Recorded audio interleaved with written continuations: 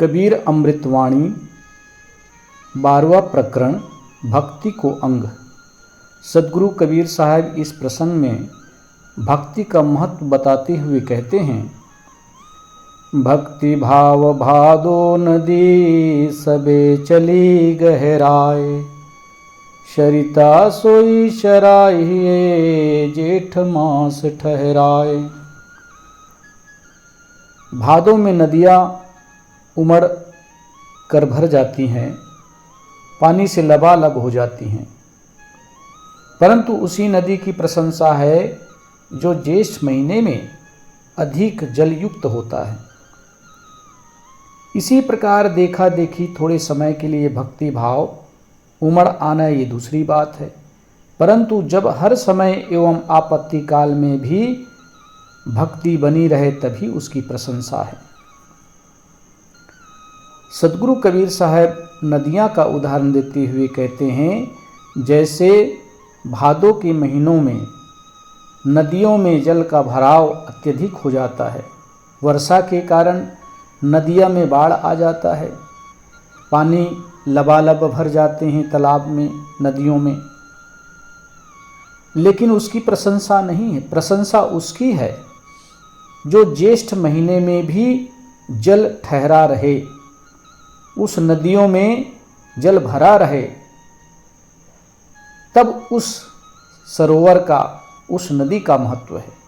इसी प्रकार भक्तों के हृदय में चाहे दुख हो, तकलीफ हो, किसी भी परिस्थिति में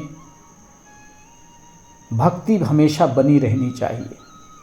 अक्सर क्या होता है कि दुख में आदमी जो है भक्ति को जीवन में धारण तो करते हैं, लेकिन सुख आता है तो उसी भक्ति का त्याग कर देते हैं।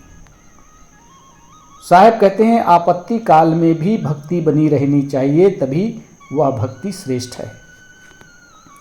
भक्ति बीज पलटे नहीं जो जुग जाए अनंत, ऊंच नीच घर अवतरे हुए संत का संत।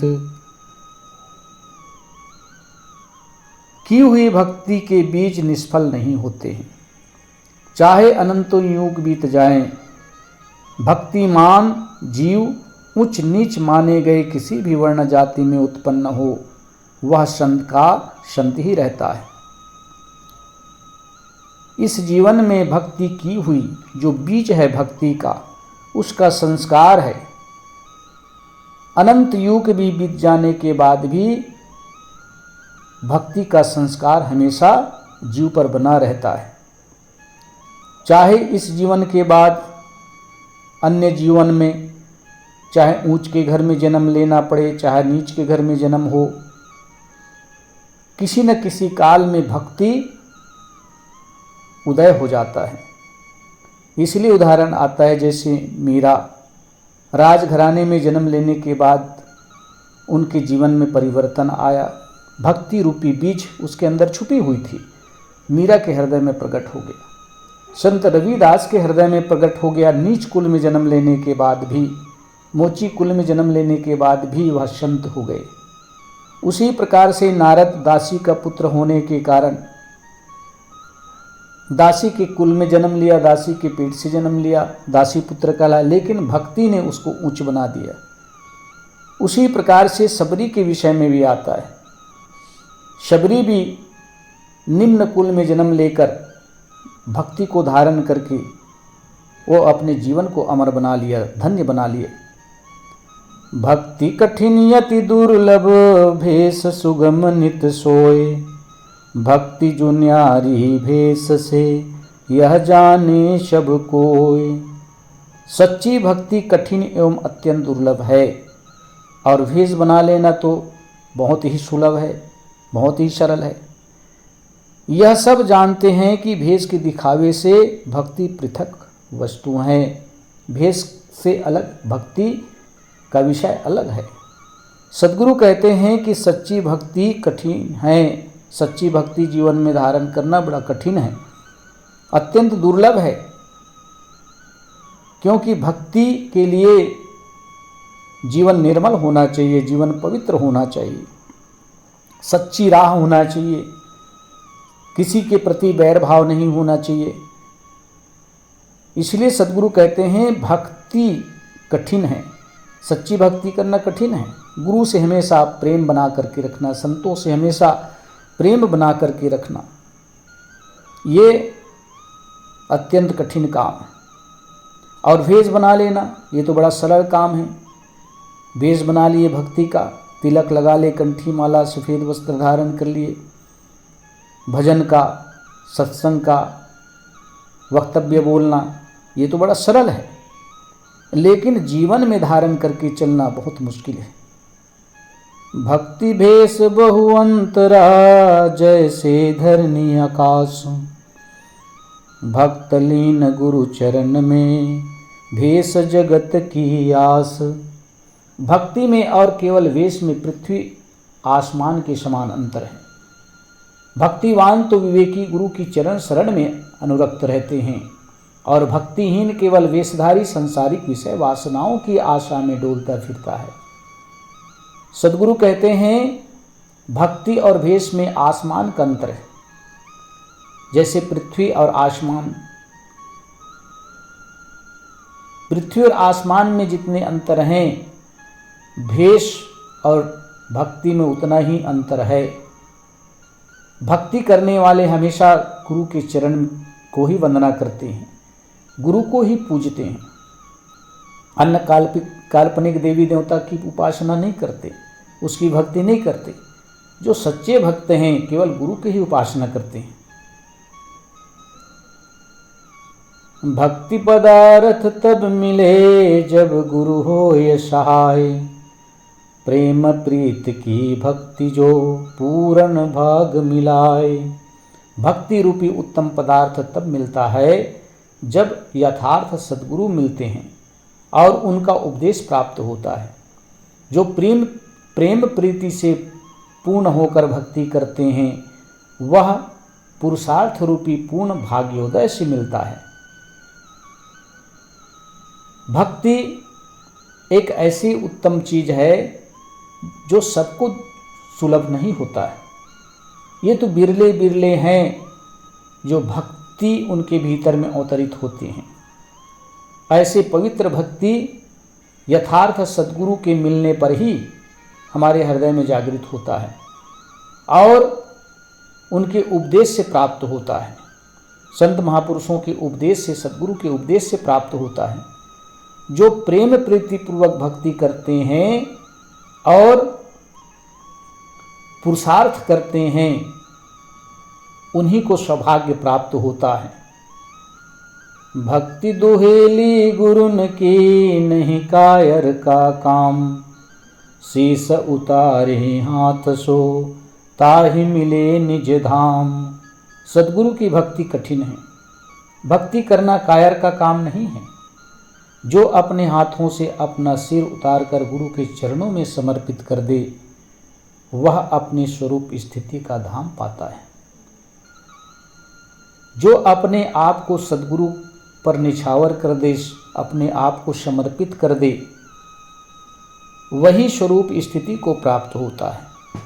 लेकिन जो कायर हैं, जो दिखावा की भक्ति करते हैं, बाहर से भक्ति का वेश बनाकर भीतर से कपट रखते हैं, उनका कल्याण कभी नहीं हो सकता।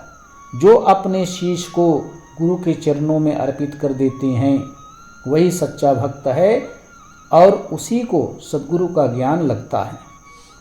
भक्ति जो सीढ़ी मुक्त की, चढ़े भक्त हर्षाए, और न कोई चढ़ सके, निज मन समझो आए। भक्ति मुक्ति की सीढ़ी है, इसलिए हर्षित होकर भक्तजन उस पर चढ़ते हैं। आकर अपने मन में समझो, दूसरा कोई उस भक्ति सीढ़ी पर नहीं चढ़ सकता है। जो सत्य की खोजी हैं, जो आत्म कल्याण करने के लिए लालायित हैं, वही भक्त भक्ति की सीढ़ी में चढ़ते हैं। अन्य तो दिखावे की भक्ति करते हैं, थोड़ा सा दुख आए भक्ति उनकी क्षीण हो जाती है, काल्पनिक देवी देवता की उपासना करने में लग जाते हैं। सच्चा भक्त वही है जो सद्गुरु के ज्ञान को धारण करके भक्ति के लिए मुक्ति की सीढ़ी में चढ़ते हैं, क्योंकि मुक्ति की सीढ़ी भक्ति है, और हर्ष के साथ, प्रेम के साथ उस सीढ़ी में चढ़ते चले जाते हैं, और कोई दूसरा उस सीढ़ी में नहीं चढ़ सकता। जो अभिमानी है, जो कायर हैं, वह भक्ति की सीढ़ी में नहीं चढ़ सकता है। भक्ति न सेनी मुक्ति की, संत चढ़े शबधाए, जिन जिन मन आलस किया, जन्म जन्म पछताए। भक्ति मुक्ति का सोपान है, मुक्ति की सीढ़ी है, जिसमें संत लोग आकर चढ़ते हैं और इस संसार के आवागमन से मुक्त हो जाते हैं। और जिन भक्तों ने, जिन संतों ने आलस किया, वो तो जन्म जन्म पछताते हैं, उनका जन्म सफल नहीं होता है। इसलिए सद्गुरु कहते हैं कि प्रेम पूर्वक भक्ति के सोपान में चढ़ो, भक्ति की सीढ़ी में चढ़ो, जिससे सहज रूप में जीवन का कल्याण हो जाएगा। लेकिन आलस करोगे भक्ति के लिए तो जन्म जन्म पछताना पड़ेगा, यह जन्म तो खो जाएगा। इस जन्म खोने के बाद निकृष्ट योनि प्राप्त होगा, फिर पछताना पड़ेगा। भक्ति बिना नहीं निस्तरे, लाख करे जो कोई, शब्द स्नेही होए रहे, घर को पहुँचे सोए। लाखों यत्न करने पर भी कोई भक्ति के बिना मुक्ति नहीं पा सकता। वेद पढ़ ले, शास्त्र पढ़ ले, पुराण पढ़ ले, नाना प्रकार के ग्रंथों को वो रट ले, खूब प्रवचन करते हों, खूब ज्ञान देते हों, लेकिन उनके जीवन में भक्ति नहीं है तो उसको मुक्ति की प्राप्ति नहीं हो सकती। जो गुरु के निर्णय वचनों का प्रेमी होता है, जो गुरु के सत्य वचन का प्रेमी होता है, वही सत्संग द्वारा अपनी स्वरूप स्थिति को प्राप्त करता है। भक्ति द्वारा सांकरा राई 10वें भाई, मन तो मैं गल होए रहा, कैसे आवे जाए। हे भाइयों, भक्ति का द्वार राई के 10वें भाग के समान संकीर्ण है, और तुम्हारा मन हाथी के समान मस्ताना हो रहा है। फिर उस द्वार में तुम कैसे पहुँचोगे, कैसे उस द्वार तक जाओगे, उस द्वार से कैसे निकलोगे।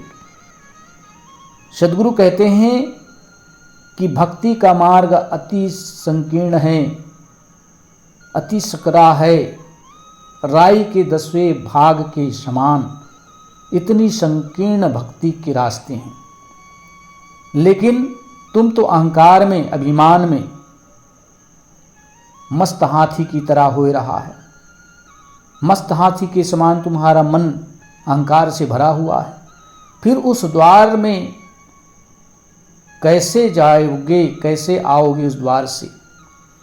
भक्ति गेंद चौगान की, भावे कोई ले जाए, कहें कबीर कछु भेद नहीं, कहाँ रंक कहाँ राय। भक्ति तो मैदान के गेंद के समान सार्वजनिक है, भक्ति तो कोई भी कर सकता है। भक्ति सार्वजनिक है।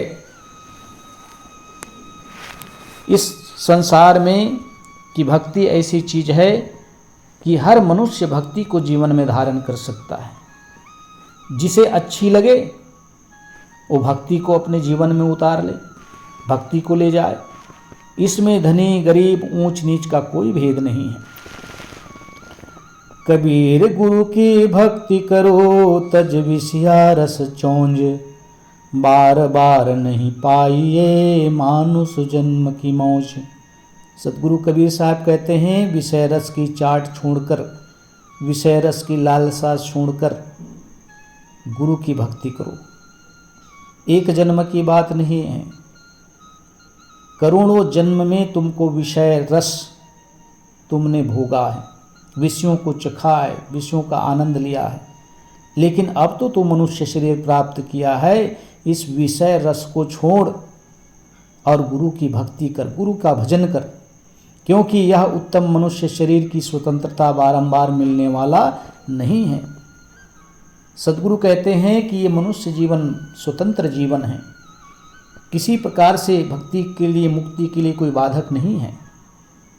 तू भी संसार के विषयों को त्याग कर गुरु की भक्ति कर, सत्संग कर और स्वरूप स्थिति का प्राप्त कर। कबीर गुरु की भक्ति बिना अधिक जीवन संसार, धुआं का साधौर हरा बिन सतल न लगे न बार। सदगुरु कबीर साहब कहते हैं, भक्ति बिना संसार में जीवन को धिक्कार है। ये मनुष्य जीवन मिला ना, भक्ति जीवन में नहीं है तो ये धिक्कार है। यह माया तो धुआं के महल के समान है, इसके विनष्टे विलंब नहीं लगेगा। जैसे आकाश में धुआं का महल बनता है, उसको मिटते देर नहीं लगता, उसी प्रकार से सदगुरु कहते हैं ये देह को मिटते विनष्टे देर नहीं है। ये माया संसार की प्राणी पदार्थ, ये देखते देखते विनश जाएगा। कबीर गुरु की भक्ति का मन में बहुत हुलास, मन मनसा मांझे नहीं हो न चाहत हैं दास। गुरु की भक्ति करने का मन में बड़ा हौसला होता है, परंतु मन वासनाओं को शुद्ध किए बिना दास होना चाहे तो नहीं हो सकता। मनोविकार से कोई भी भक्ति नहीं प्राप्त कर सकता जब तक कि मन पवित्र नहीं होगा। मन में बड़ा उल्लास है भक्ति करने की, मन में इच्छा है भक्ति करने की, लेकिन मन में तो संसार की विषय वासनाएं जमी हुई है। संसार की विषय वासनाओं के प्रति मन ललायित है, तो भक्ति कैसे हो सकता है? दास कैसे तुम बन सकते हो? दास तभी बनोगे जब तुम्हारे मन के, हृदय के मनोविकार, विषय वासनाएं मिट जाएंगे, धुल जाएंगे। जब लग नाता जाति का तब लग भक्ति न होए, नाता तोड़े गुरु भजे भक्त कहावे सोए। जब तक जाति पाति का अभिमान है, संसार में आकर लोगों को अभिमान हो जाता है, अहंकार हो जाता है। जाति का अहंकार कि हम उच्च कुल में जन्म लिए हैं, हम ब्राह्मण हैं, हम क्षत्रिय हैं, हम तो चंद्रवंशी हैं, हम तो सूर्यवंशी हैं।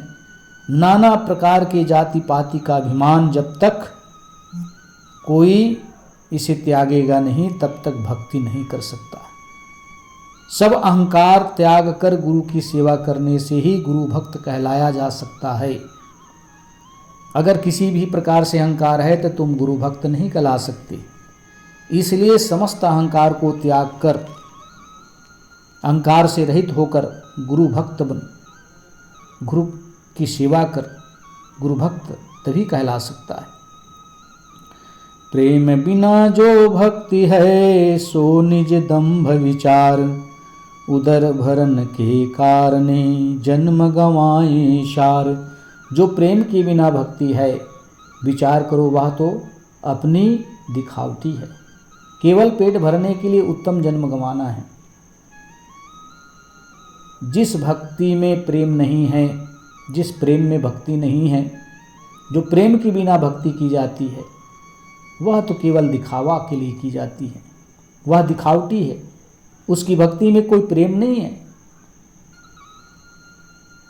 केवल पेट भरने के लिए ही उत्तम जन्म को गंवा रहे हैं। ये जीवन जो मिला है केवल पेट भरने के लिए। मन में भक्ति नहीं है, मन में संतों के प्रति प्रेम नहीं है, जीवन के कल्याण करने का मन में कोई इच्छा नहीं है, तो मात्र जन्म लिया है तो पेट भरने के लिए और इस जीवन को नष्ट कर रहा है। भाव बिना नहीं भक्ति जग, भक्ति बिना नहीं भाव, भक्ति भाव एक रूप हैं दो एक स्वभाव। दृढ़ प्रेम बिना भक्ति नहीं, भक्ति के लिए दृढ़ प्रेम की आवश्यकता है। इसीलिए भक्तों को, संतों को भक्ति के लिए प्रेम दृढ़ होनी चाहिए। और बिना दृढ़ प्रेम नहीं होता है, बिना दृढ़ता के प्रेम नहीं हो सकता। भाव भक्ति का एक ही स्वरूप है, क्योंकि दोनों का स्वभाव एक है। प्रेम की ना भक्ति नहीं हो सकती।